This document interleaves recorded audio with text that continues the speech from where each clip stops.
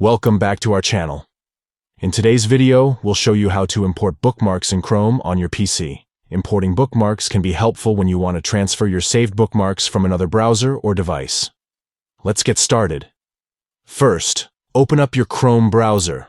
Look for the three dots located at the top right corner and click on More. A drop-down menu will appear. Next, hover over Bookmarks.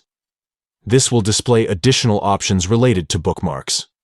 Now, select Bookmarks Manager.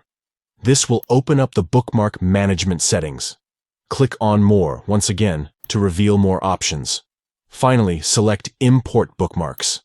This will prompt you to choose the file containing your bookmarks that you want to import.